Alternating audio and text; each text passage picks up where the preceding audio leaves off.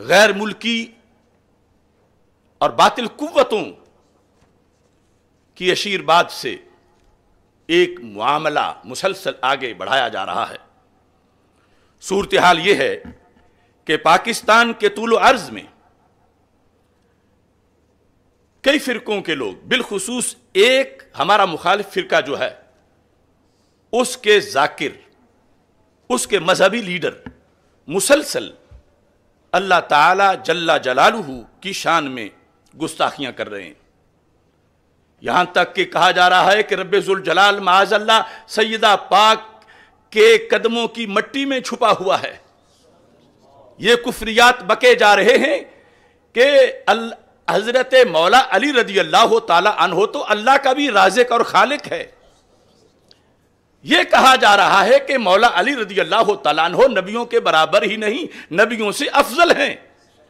سیدنا صدیق اکبر رضی اللہ تعالیٰ عنہ کو معاذ اللہ ظالم اور کافر کہا جا رہا ہے۔ یہ سلسلہ مسلسل جاری ہے توہین کا، اور ایسے ہی حضرت محمد مصطفیٰ صلی اللہ علیہ وسلم کی ناموس پہ حملہ ہو رہا ہے، بالخصوص اسی فرقے کی طرف سے ہمارے آقا صلی اللہ علیہ وسلم کی ختم نبوت پہ حملہ ہو رہا ہے ان کی کتابوں کے حوالوں کے مطابق، اور ساتھ ہی اسی فرقہ کی طرف سے اہل بیت اطہار رضی اللہ تعالی عنہم اور خلفائے راشدین اور دیگر صحابہ رضی اللہ تعالی عنہم اور ائمہ امت کے بارے میں گستاخیاں کی جا رہی ہیں۔ ان مبینہ اور اعلانیہ گستاخیوں کے سلسلہ کی روش پر آگے بندہ ناچیز نے ایک کردار ادا کرنے کا فیصلہ کیا، اور سال ہا سال سے وہ کردار اللہ کے فضل سے میں ادا کر رہا ہوں کہ میں نے ان کی غلطیوں کو اجاگر کیا، میں نے ان کو دعوت اصلاح دی، میں نے ان کو توہین اور گستاخیوں کے رستے سے باز آنے کے لیے کہا، اور یہ سب کچھ میں نے اپنے ایمان کی حفاظت کے لیے کہا، کیونکہ ایسے ایسے کفریات تھے کہ ان پر چپ رہنے والا بھی اپنا ایمان نہیں بچا سکتا، اور امر بالمعروف اور نہی عن المنکر کا جو فریضہ ہے اسلام میں، اس کو ادا کرتے ہوئے میں نے ان لوگوں کی اصلاح کے لیے حق کا پرچم بلند کیا، مگر اس فرقے نے اپنی روش بدلنے کے بجائے میرے خلاف پراپیگنڈے کا بازار گرم کر دیا، اور ایک غیر ملکی قوت کے اشارے پر، جو انہی کے نظریات کی حکومت ہے، ان کے کہنے پر، اور پھر پاکستان کے اندر جو اس مخالف فرقے کے حلیف ہیں بنے ہوئے اہل سنت و جماعت میں سے، جو داتا صاحب کے نام پہ سواریاں بٹھاتے ہیں اور گامے شاہ اتارتے ہیں، ان سب نے اکٹھے ہو کر ہمارے خلاف پراپیگنڈا کرنا شروع کر دیا۔ اسی دوران اب تک ٹی وی چینل پر سیفی علی نامی خاتون جو ہے، اس نے باغ فدق کے حوالے سے خلیفۃ الرسول بلا فصل امیر المومنین سیدنا صدیق اکبر رضی اللہ تعالی عنہ پر معاذ اللہ وہ لفظ بولے جن کا مطلب واضح طور پر ظالم تھا، جن کا مطلب یہ تھا کہ حضرت صدیق اکبر رضی اللہ تعالی عنہ کے دربار میں واضح طور پر کہا کہ انصاف نہیں ملا سیدہ طیبہ طاہرہ رضی اللہ تعالی عنہا کو و سلام اللہ علیہا کو۔ پھر چند ذاکروں نے تو معاذ اللہ کافر تک کے لفظ بولے مسئلہ فدق کے لحاظ سے،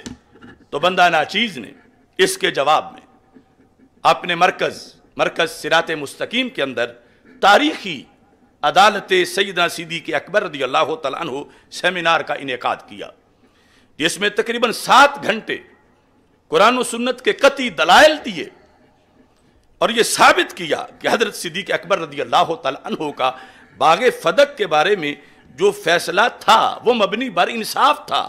وہ قرآن و سنت کے مطابق تھا، اور اس فیصلے کو تمام اہل بیت اطہار رضی اللہ تعالی عنہم نے بھی تسلیم کیا، اور تمام صحابہ کرام رضی اللہ تعالی عنہم نے بھی اس فیصلے کی حمایت کی۔ اس کے بعد 28 فروری 2020 موضع کڑیاں والا ضلع گجرات میں ہم نے اسی مقصد پر کہ جو معاشرے میں بدعقیدگی اور کفریات پھیلائے جا رہے تھے ان کے خاتمے کے لیے شان حضرت مولا علی رضی اللہ تعالی عنہ سیمینار کا انعقاد کیا، اور اس میں اصول اہل سنت کے مطابق مسئلہ باغ فتح کے لحاظ سے مخالفین کے جو سیدنا صدیق اکبر رضی اللہ تعالی عنہ پر الزامات تھے اس کا جواب دیا۔ بالخصوص سیدنا پیر مہر علی شاہ صاحب رحمہ اللہ تعالی کی فیصلہ کن کتاب تصفیہ ما بین سنی و شیعہ، اس سے ایک اقتباس پیش کر کے کہ پیر صاحب نے کہا کہ یہ لوگ حضرت صدیق اکبر رضی اللہ تعالیٰ عنہ پہ آیت تطہیر کی وجہ سے یہ اعتراض کرتے ہیں اور اس کا یہ جواب ہے۔ میں نے وہ اقتباس بھی اپنی اس گفتگو کے اندر پیش کیا۔ یہ سب کچھ اس مجبوری کے لیے تھا کہ مخالف فرقہ کے لوگ باغ فدق کے فیصلے کو اس لیے غلط کہہ رہے تھے کہ الصدیقۃ الکبریٰ سیدہ فاطمہ رضی اللہ تعالی عنہا کے لحاظ سے وہ یہ کہہ کر کہ وہ تو معصومہ تھیں، چنانچہ آپ کا دعوی فدق تو مبنی بر خطا نہیں ہو سکتا تھا، جبکہ حضرت صدیق اکبر رضی اللہ تعالی عنہ معصوم نہیں تھے، تو اس لیے سیدہ پاک رضی اللہ تعالی عنہا و سلام اللہ علیہا کا دعویٰ فرما دینا، مطالبہ فرما دینا، اس کے مطابق حضرت صدیق اکبر رضی اللہ تعالیٰ عنہ پر لازم تھا، کیونکہ قول فاطمہ قول نبی علیہ السلام کی طرح ان کے نزدیک، تو لازم تھا کہ یہ فدق سیدہ طیبہ طاہرہ رضی اللہ تعالی عنہا کے تملیکن ملک کے لحاظ سے سپرد فرما دیتے، لیکن انہوں نے کہا معاذ اللہ معصومہ کے ماننے پر، یعنی معصومہ کے مانگنے پر غیر معصوم کا نہ دینا، انہوں نے کہا یہ ظلم ہے، اور جو ظلم کرے وہ ظالم ہوتا ہے، اور لا ینال عہد الظالمین آیت ہے کہ جو ظالم ہو اللہ تعالیٰ فرماتا ہے میرا عہد یعنی نبوت اور نبوت کے بعد کی خلافت ان لوگوں کو نہیں ملتی۔ اس بنیاد پر یہ تھا کہ ہم جب وہ کہہ رہے تھے چونکہ خطا کر ہی نہیں سکتی، چونکہ معصومہ ہیں، چونکہ خطا کر ہی نہیں سکتی، لہٰذا ان کا مانگنا ہی اس بات کی دلیل ہے کہ صدیق اکبر رضی اللہ تعالیٰ عنہ نے ظلم کیا ہے معاذ اللہ۔ تو یہ ہم نے کہا کہ ہم مطلقاً شان سیدہ فاطمہ رضی اللہ تعالیٰ عنہا بیان کرتے ہوئے کسی لحاظ سے آپ کی طرف خطا کی نسبت کرنے کو جائز نہیں سمجھتے۔ باغ فدق بھی بیان کرتے ہوئے مسئلہ ہم صرف یوں ہی بیان کرتے آئے ہیں اور کرتے رہے ہیں کہ سیدہ طیبہ طاہرہ رضی اللہ تعالی عنہا نے مطالبہ فرمایا، حضرت صدیق اکبر رضی اللہ تعالی عنہ نے حدیث مصطفیٰ صلی اللہ علیہ وسلم پیش کی، تو حضرت سیدہ طیبہ طاہرہ رضی اللہ تعالی عنہا خاموش ہو گئی اور انہوں نے اپنے ابا جان صلی اللہ علیہ وسلم کا فرمان قبول فرما لیا۔ یہ تیسرا مرحلہ تھا کہ جہاں جواب میں ہم نے سوال کو پیش نظر رکھنا تھا، تو اس بنیاد پر وہ جس اینگل پر اعتراض کر رہے تھے اسی پر حضرت سیدنا پیر مہر علی شاہ صاحب رحمۃ اللہ علیہ نے جواب دیا، اور تاریخ میں جب بھی اس الزام کا جواب دیا جائے گا تو میں سمجھتا ہوں کہ حضرت سیدنا پیر مہر علی شاہ صاحب رحمۃ اللہ علیہ سے بہتر نہیں دیا جا سکتا۔ یعنی اور یہ سوچنے کی بات ہے آج جتنے لوگوں کو اس سلسلہ میں غلط فہمی ہوئی اور مغالطہ ہوا، اگر انہوں نے کاش کبھی ان ظالموں کے مقابلے میں خود جواب دیا ہوتا اس دلیل کا تو ان کو پتا ہوتا کہ محاذ جنگ پہ کھڑے فوجی کی کیا کیا مجبوریاں ہوتی ہیں اور کیا کیا حالات ہوتے ہیں، عمومی حالات میں اور حالات جنگ میں فرق ہوتا ہے۔ ان کو کبھی میسر ہی نہیں آیا تھا، لیکن سلام ہو گولڑے کے تاجدار کو کہ جنہوں نے اور دیگر اکابر نے، صرف وہ نہیں، انہوں نے اس مقام پر کہ جب وہ لوگ رسول پاک صلی اللہ علیہ وسلم کے خلیفہ اول کو ظالم اور کافر قرار دے رہے ہیں، اور یہ کہہ کے کہتے ہیں کہ وہ تو خلافت کے ہی اہل نہیں، اور وہ تو معاذ اللہ ظالم ہے اور ظالم کا اکٹھا کیا ہوا پھر قرآنی معتبر نہیں، تو پھر ان کے اس اعتراض کو برقرار رہنے دینے سے پیچھے بچتا کیا ہے؟ سارا قرآن غیر مستند، کیونکہ امیر المومنین کی خلافت ہی جب صحیح نہیں اور وہ معاذ اللہ ظالم ہیں، تو ان کا جمع کیا ہوا قرآن پھر صحیح کیسے ہوگا؟ پھر تو یہ آئے گا کہ پتہ نہیں انہوں نے کیا کیا شامل کر دیا، کیا کیا خارج کر دیا۔ اس مقام پر جا کر ہم نے اپنی طرف سے نہیں، پیر صاحب کی عبارت پیش کر کے پھر ان کے موقف کے مطابق تشریح کی، اور یہ تشریح مختصر جو ہم نے کی،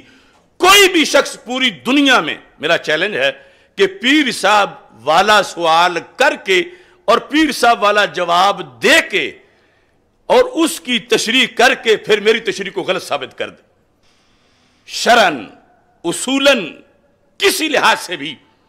اس میں کوئی سکم نہیں تھا، نہ ہے۔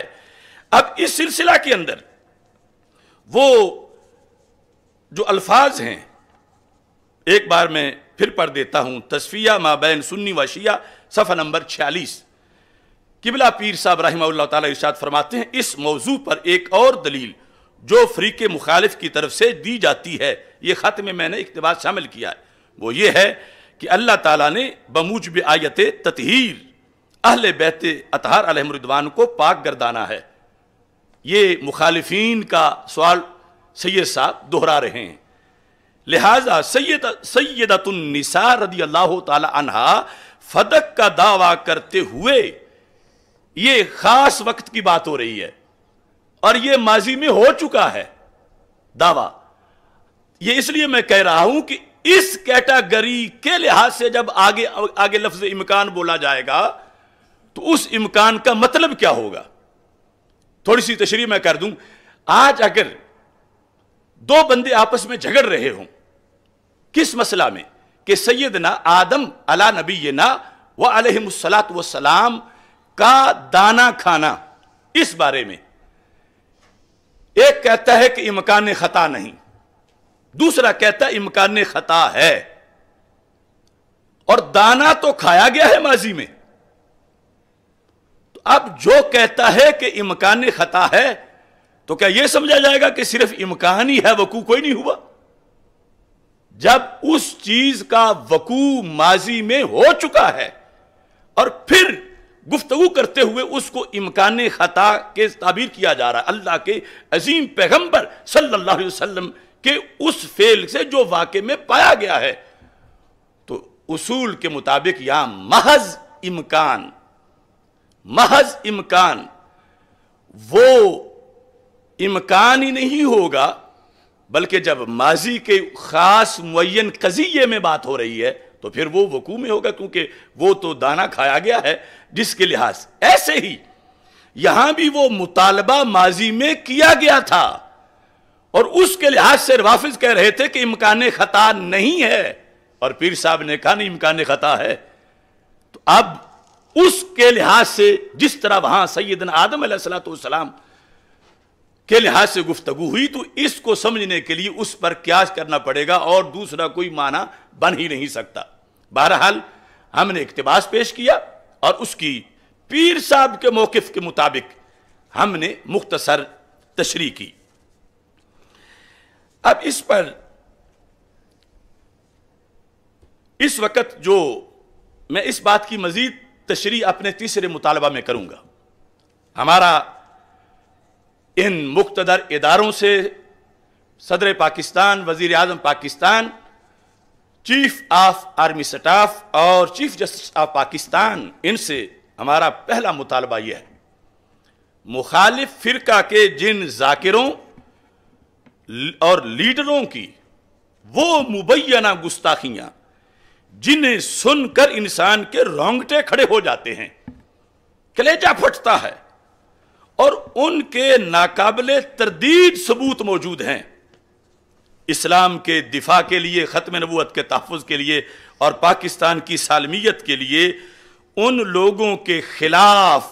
فی الفور 295C کے تحت کارروائی کی جائے. وہ زندہ ہیں, وہ پاکستان میں موجود ہیں, اور وہ دن رات مزید گستاخیاں کر رہے ہیں, اور وہ گستاخیاں اللہ کی شان میں کر رہے ہیں, رسول اللہ صلی اللہ علیہ وسلم کی شان میں کر رہے ہیں, اہل بیت اطہار علیہم رضوان کی شان میں کر رہے ہیں, صحابہ کرام رضی اللہ تعالیٰ عنہ کی شان میں کر رہے ہیں, اولیاء امت کی شان میں کر رہے ہیں. لہذا اوریجنل گستاخیاں جہاں پائی گئی ہیں, ادھر سے کیوں آنکھ بند ہے, ادھر سے کیوں کان بند ہیں؟ اور اس لحاظ سے کیا اسمبلی میں کوئی ایک بھی رجل رشید نہیں, کسی صوبائی اسمبلی میں یا کشمیر میں یا قومی اسمبلی میں, کہ جو اپنے رب کی توہین پر اٹھ کے کھڑا ہو جائے, جو ختم نبوت پر حملہ ہو تو اٹھ کے کھڑا ہو جائے, جو روزانہ ان کی طرف سے کیا جا رہا ہے. افسوس ہے کہ جہاں توہین نہیں تھی, بالکل نہیں تھی, وہاں یہ قراردادیں منظور کر رہے ہیں, اور جہاں اتنے بڑے حملے ہیں اسلام اور دین پر, وہاں بالکل سب تماشا دیکھ رہے ہیں. دوسرا مطالبہ, سندھ اسمبلی میں صوبائی وزیر ناصر حسین کی طرف سے حضرت سیدہ طیبہ طاہرہ فاطمہ رضی اللہ تعالی عنہ وسلام اللہ علیہا کے بارے میں ام الانبیاء یعنی انبیاء کی ماں کا لقب بولا گیا, اور وہ غیر ارادی نہیں تھا. میرے پاس دلیلیں ہیں, کیونکہ ایک فرقہ جو ہے ان کا عقیدہ 12 اماموں کے بارے میں جو معصومیت کا عقیدہ ہے, وہ ان کا عقیدہ اس درجے سے بڑا درجہ ہے جو ہمارے نزدیک نبیوں کا ہے, یعنی مقام نبوت سے اونچا ان کے ہاں مقام معصومیت ہے. اس واسطے وہ معصوم سے خطا اجتہادی کا امکان بھی ناجائز سمجھتے ہیں. اب ام الانبیاء اور ام الائمہ یہ وہ آپس میں مترادف سمجھتے ہیں. عمومی طور پر ام الائمہ بولتے ہیں کہ 12 اماموں کی امی جان, اور اسی کا مترادف وہ اپنی نجی محفلوں میں ام الانبیاء بولتے ہیں. تو اسی کے مطابق ان کے کسی سکالر نے اس وزیر کو یہ لکھ کے دیا, یا اس نے خود لکھا. اب کتنے مراحل ہیں. سب سے پہلے وہ قرارداد قلم سے لکھی گئی, پھر اس کو کمپوز کیا گیا, پھر اس کو پڑھا گیا, اس کی پروف ریڈنگ کی گئی, پھر وہ کمیٹی سندھ اسمبلی کی کہ جس نے وہ فائنل کرنی تھی کہ کیا ایوان میں یہ پیش کی جا سکتی ہے یا نہیں کی جا سکتی, انہوں نے فائنل کی, انہوں نے دستخط کیے. اس کے بعد پھر اس وزیر نے یقیناً پیش کرنے سے پہلے مطالعہ تو کیا ہوگا کہ میں کیا پیش کر رہا ہوں, اس کے بعد اس نے پیش کی, اور پھر ام الانبیاء صرف عربی میں نہیں اردو میں اس کا ترجمہ بھی پڑھ کے سنایا. تو اب کون کہتا ہے کہ غیر ارادی طور پر ہوا؟ یہ تو ایک تسلسل ہے ارادے کا. تو اس بنیاد پر یہاں جو صورتحال ہے اس میں میں یہ مقتدر اداروں سے کہہ رہا ہوں, اس وقت پورے ملک میں جو اسم محمد صلی اللہ علیہ وسلم کے ساتھ خاتم النبیین صلی اللہ علیہ وسلم لکھنا ضروری قرار دیا گیا, اور ایک تاریخی کارنامہ اسمبلیوں نے سر انجام دیا. میں ان کی توجہ دلانا چاہتا ہوں کہ تم قادیانیوں کا رستہ روکنے کے لیے یہ سب کچھ کر رہے ہو, تو جو رسول پاک صلی اللہ علیہ وسلم کے بعد صرف ایک نبی مانے, اس کے خلاف یہ سب کچھ کیا جا رہا ہے کہ وہ کافر ہیں. اور جہاں رسول پاک صلی اللہ علیہ وسلم کے بعد 12 نبیوں کی ولادت اشارتاً کنایتاً اور اب صراحتاً اس کا عقیدہ پڑھایا جا رہا ہے, پیش کیا جا رہا ہے ایوانوں کے اندر. اسمبلی کے ریکارڈ سے اگر یہی جملہ نکال کر قادیانی کھڑے ہو جائیں کہ ہمارا کیا قصور ہے کہ ہم نے تو صرف ایک مانا, یہ تو 12 مان رہے ہیں, ہمیں تم کہاں سے کہاں لے گئے ہو اور ان کو تم پوچھ ہی نہیں رہے, تو پھر کتنا مسئلہ خراب ہو جائے گا. تو اس بنیاد پر اس وزیر کو یوں کلیئر کر دینا کہ دنیا دار تھا, پتہ نہیں تھا, اس نے یہ بول دیا, نہیں, یہ ارادہ کی دلیلیں ہیں, اور پھر اس کے پیچھے ایک فرقے کے نظریے کا تسلسل ہے. تو اس بنیاد پر سب سے پہلے اس وزیر کو وزارت سے فارغ کیا جائے. اس کے بعد وہ تجدید ایمان کرے، تجدید نکاح کرے، اس کے بعد یہ تفتیش کی جائے کہ یہ لفظ لکھے کس نے تھے، پھر کمپوز کس نے کیے تھے، پروف ریڈنگ کس نے کی تھی، اس کمیٹی میں کون کون تھے جنہوں نے اس کو پاس کر کے اسمبلی میں پیش کرنے کے لیے دیا تھا، اور پھر یہ پیش کرنے والا، اور پھر اس کے بعد جنہوں نے منظور کی۔ اسمبلیوں میں کیا مخلوق بیٹھی ہوئی ہے، یعنی جہاں گستاخی ہوئی نہیں وہاں سب نے حمایت کر دی ہے قرارداد کی، پوچھے ہی نہیں کہ ایک بات ہے کیا، سنے ہی نہیں، تفتیش ہی نہیں کی، اور اتنا بڑا الزام جو زنا سے کہیں بڑا الزام ہے وہ لگا دیا کسی پر۔ تو زنا کا جھوٹا الزام پاک دامن بندے پہ کوئی لگائے تو 80 کوڑے لگتے ہیں۔ تو یہ اسمبلیوں میں بیٹھے ہوئے جہاں بولنا فرض تھا اور جہاں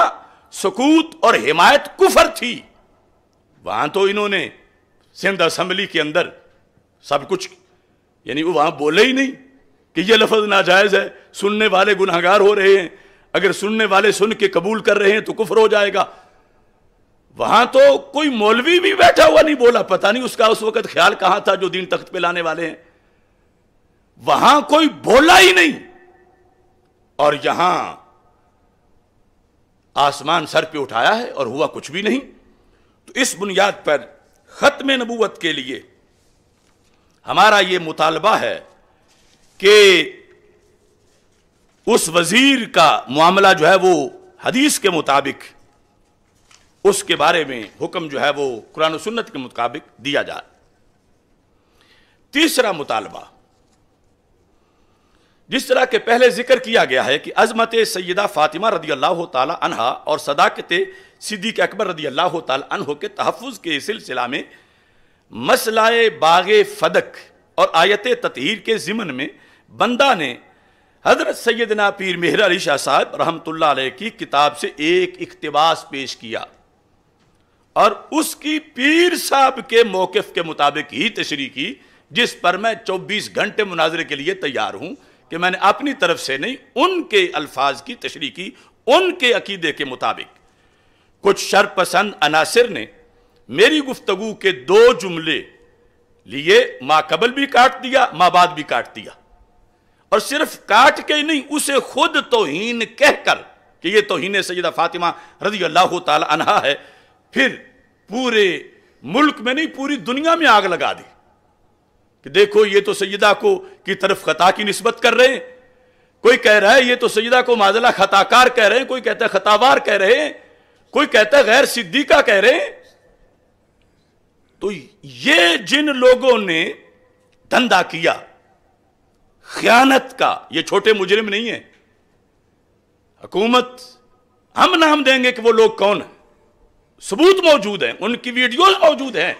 کہ جنہوں نے اول آخر کاٹ کے صحیح بات کو غلط رنگ دیا، اور پھر کچھ لفظ وہ گڑے کہ جو اس گفتگو میں بھی نہیں تھے۔ مثلا لاہور میں جو FIR کٹوائی گئی، اس میں میرا جرم یہ بتایا گیا کہ میں سیدہ فاطمہ رضی اللہ تعالی عنہا کو معاذ اللہ صدیقہ نہیں مانتا۔ تو ہم نے تو آج تک، آج کی سانس تک یہ تصور بھی کبھی نہیں کیا کہ حضرت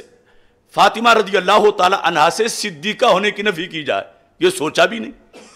ہم تو ان کو معصومہ نہیں مانتے کہ معصوم صرف نبی ہیں، تو انہوں نے ساتھ صدیقہ بھی اٹیچ کر دیا۔ ہم نے کہا کہ پہلے درجے میں بھی خطا کا لفظ نہ بولا جائے، دوسرے میں بھی نہ بولا جائے، تیسرے میں بھی مطلقاً نہ بولا جائے۔ ہر مرحلے میں ہمارا یہ عقیدہ ہے، ہوش سنبھالنے سے لے کر آج کی گھڑی تک، بے خطا بے گناہ سیدہ زہرا رضی اللہ تعالی عنہا ہی بولنا مناسب ہو جاتا ہے۔ جس طرح کہ رب ذوالجلال کے لحاظ سے میں نے بخاری شریف سے رسول پاک صلی اللہ علیہ وسلم کی یہ حدیث پیش کی کہ ویسے تو یہ کوئی تک نہیں بنتا کہ کوئی رب ذوالجلال کی صفتیں بیان کرتے ہوئے یہ کہے کہ اللہ رحیم ہے، کریم ہے، ستار ہے، غفار ہے، یہ تو سب ٹھیک ہے، اور ساتھ یہ بھی کہہ دے اللہ کا آور نہیں، یعنی کانا نہیں، حالانکہ نہیں کہہ کے سلب کیا ہے، نفی کی ہے عیب کی، مگر پھر بھی مناسب معلوم نہیں ہوتا جب رب کی اتنی ثبوتی شانیں ہیں، رحیم، کریم، ستار، غفار، حلیم، علیم، قدیر، تو پھر کیا مجبوری ہے یہ بولنے کی کہ وہ آور نہیں، وہ کانا نہیں؟ مگر یہ لفظ سب سے بڑے توحید پرست حضرت محمد مصطفیٰ صلی اللہ علیہ وسلم نے بولے ہوئے ہیں، اور صحیح بخاری میں حدیث ہے، ہم نے اس کا حوالہ دیا ہوا ہے، اور اب بولنا اس کا کوئی نامناسب نہیں ہے۔ کیوں بولے؟ دجال کا رد کرتے ہوئے، اور رد میں جو مقابل کے لفظ ہیں اسی سے ہی رد کیا جاتا ہے، اسی سے جو ہم نے پیر مہر علی شاہ صاحب نے جب وہ کہہ رہے تھے کہ وہ تو معصومہ تھیں، غلطی نہیں کر سکتی تھیں، خطا نہیں کر سکتی تھیں، وہ تو ناجائز کا مطالبہ نہیں کر سکتی تھیں، انہیں بولنا پڑا جواب میں، تو وہاں سرکار دجال کا رد کر رہے ہیں کہ دجال جو ہے وہ دعویٰ کرے گا کہ میں اللہ ہوں، تو سرکار فرماتے ہیں انہو آور وان اللہ لیس بیاور، کہ دجال تو کانا ہے اور اللہ آور یعنی کانا نہیں ہے۔ اب وہی لفظ جو ویسے نامناسب تھا اب بولنا ضروری ہوا، چونکہ مقابل کے لحاظ سے یہ اب بولنے بغیر مکمل رد نہیں ہوتا، تو اس بنیاد پر نبی اکرم نور مجسم شفیع معظم صلی اللہ علیہ وسلم کے پورے دین پر پہرا دینے کے لیے ہم نے سیدنا پیر مہر علی شاہ صاحب کا وہ جو دلیل دے کر جواب دینے والا اقتباس تھا اس کا ذکر کیا۔ جب یہ ذکر کیا تو صحرا میں نہیں، حجرے میں اکیلے بیٹھ کے نہیں،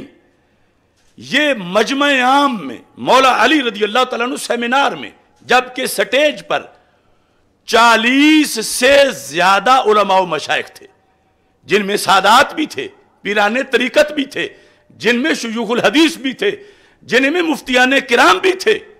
اور سینکڑوں لوگ مجمع میں بھی تھے، اور مجمع میں مخالف فرقے کے لوگ بھی بیٹھے تھے۔ تو اگر اس جملے میں تھوڑی سی بھی کوئی بوئے توہین ہوتی تو کوئی ایک بندہ تو محسوس کر لیتا، کوئی مدرس، کوئی مفتی، کوئی سید، کوئی پیر طریقت، مجمع کا کوئی بندہ، کسی نے محسوس نہیں کیا۔ کیوں؟ کہ ما قبل اور ما بعد ساتھ تھا اور پتہ چل رہا تھا کہ بات کیا ہو رہی ہے، ورنہ کو وہاں بدو تو نہیں بیٹھے ہوئے تھے، بڑے بڑے پڑھے لوگ بیٹھے تھے، پھر مجمع میں عوام بیٹھے تھے اور سارے سن رہے تھے۔ یہ انہیں خیال نہیں آیا دوران اجتماع بھی، 1 گھنٹہ بعد بھی، 1 رات بعد بھی،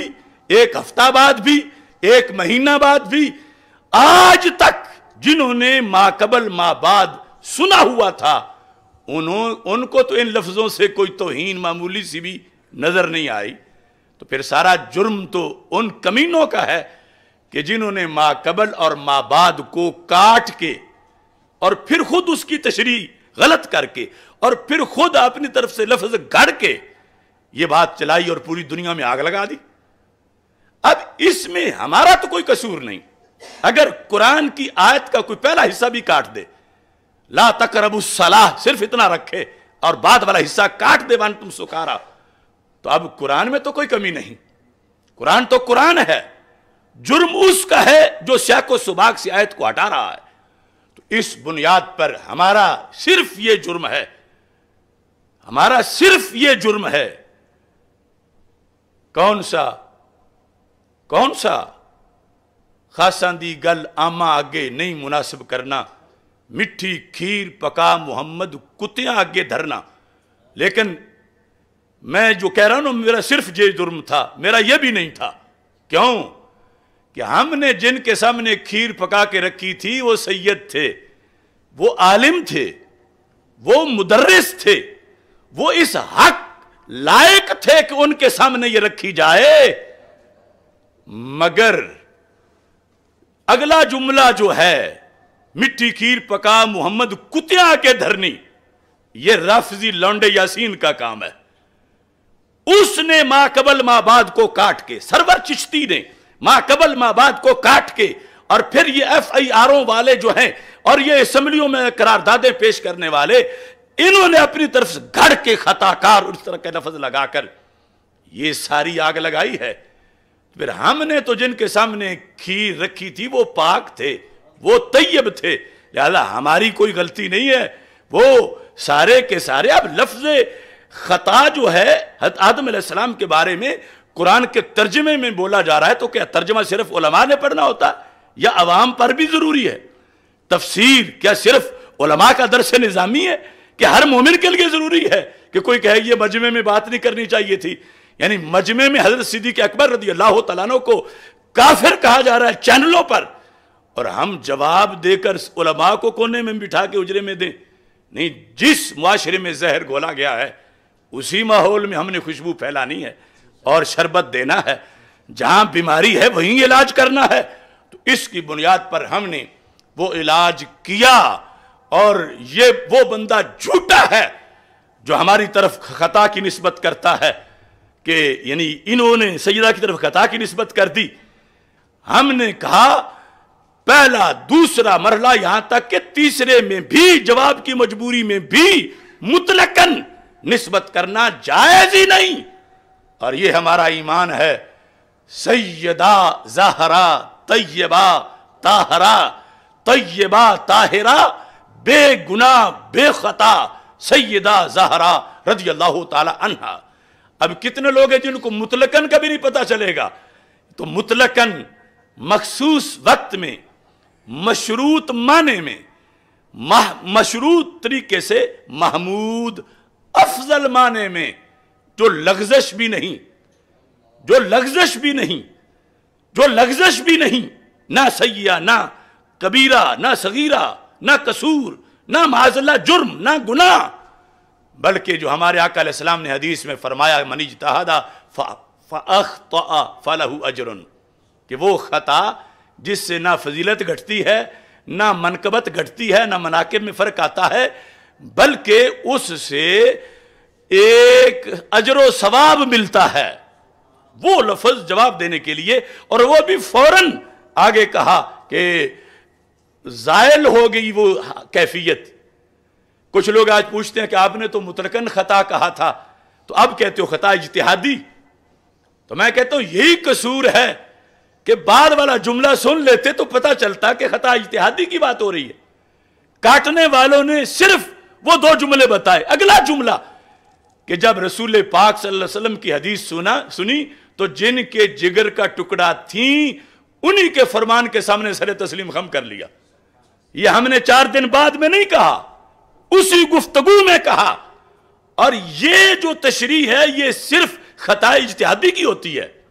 خطا منکر کی نہیں ہوتی۔ تو ہم نے تو وہاں ہی کہہ دیا تھا، اس لیے کسی کو غلط فہمی نہیں ہوئی۔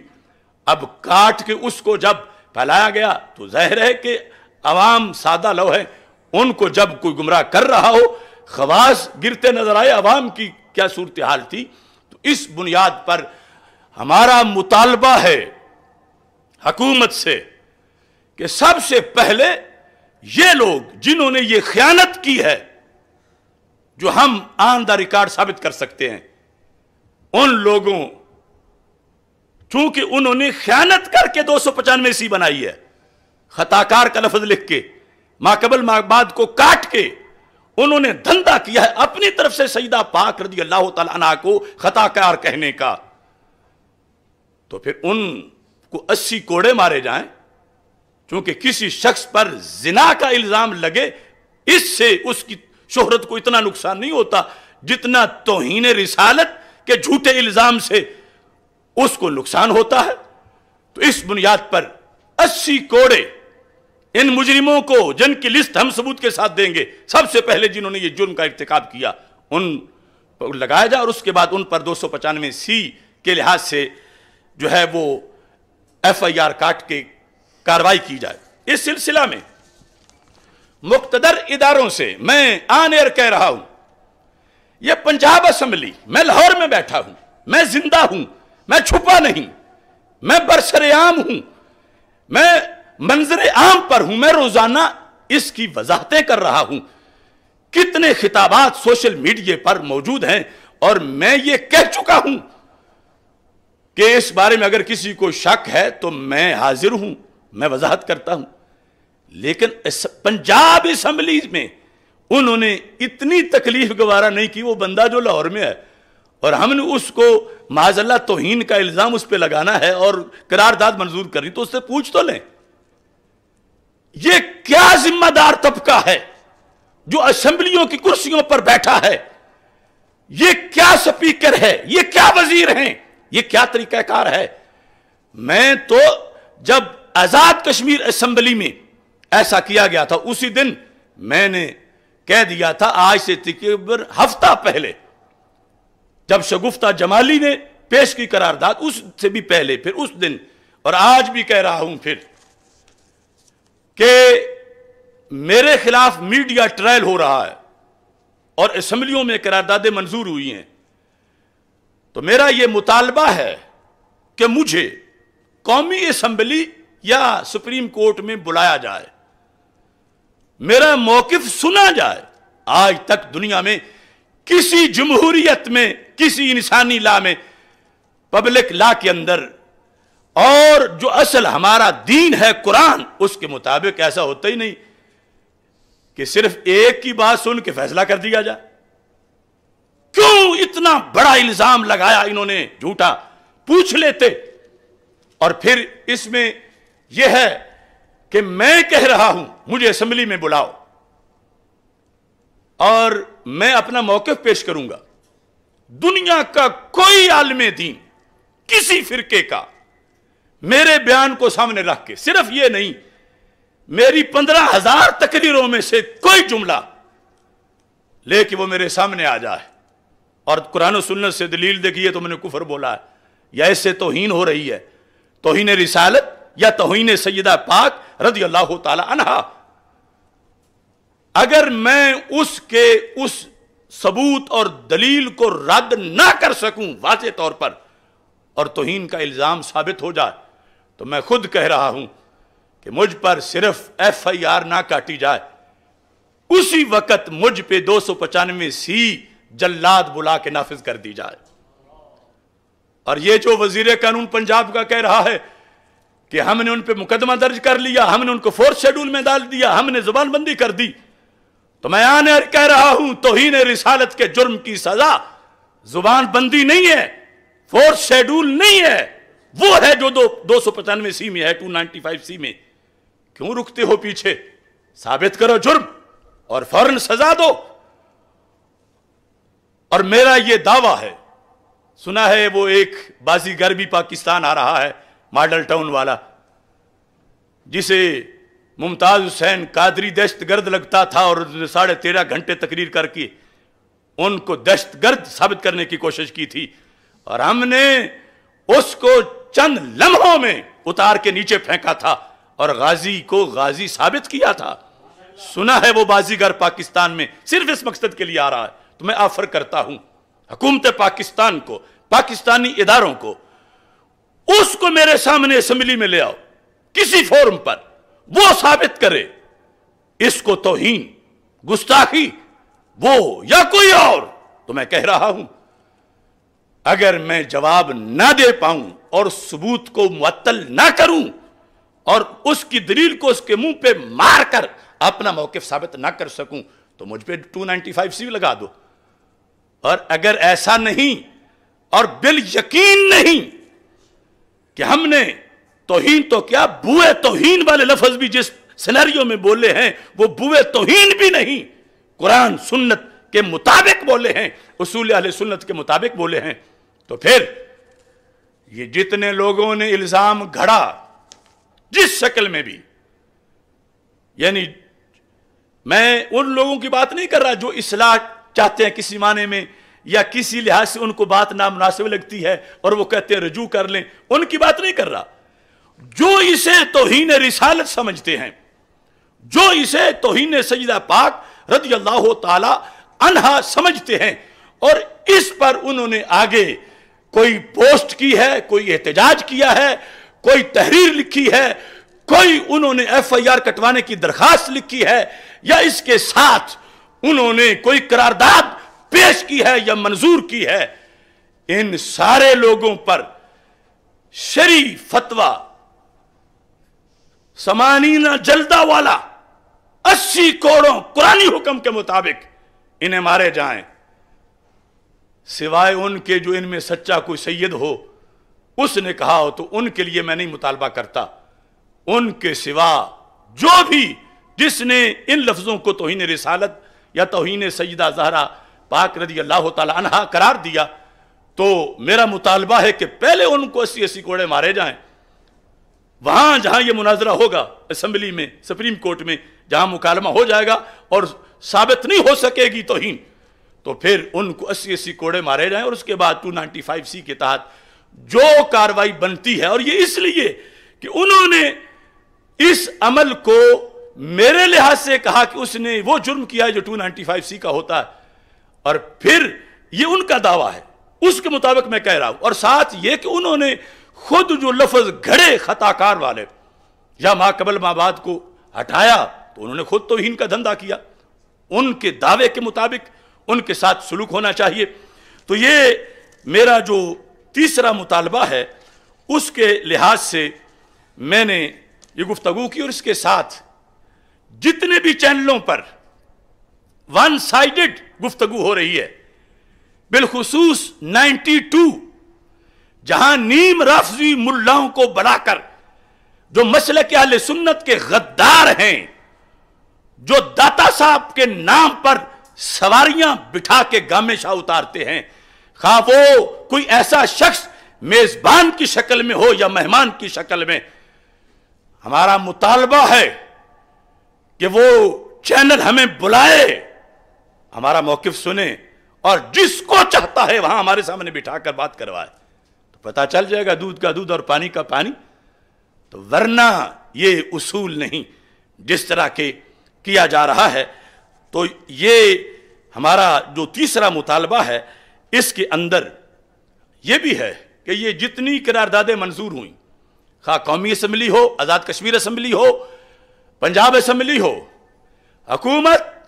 جب یہ جرم وہ نہ ثابت کر پائیں اور بالیقین نہیں ہے، تو حکومت ان سب قراردادوں کو خارج کرنے اور معطل کرنے کا نوٹیفیکیشن جاری کرے، اور ان کے علاوہ مختلف اداروں میں، مختلف محکموں میں اور مختلف فورمز پر جو یہ لفظ بولے گئے، مثلا وکلاء کی تنظیموں کی طرف بعض نے، اور یہ بہت سے فریب خوردہ لوگ ہیں جن کو پتہ ہی نہیں کہ اصل مسئلہ کیا ہے، بڑے بڑے ذمہ دار لوگوں کے پاس ٹائم نہیں کہ وہ سنتے کہ پہلے کیا تھا بعد میں کیا ہے،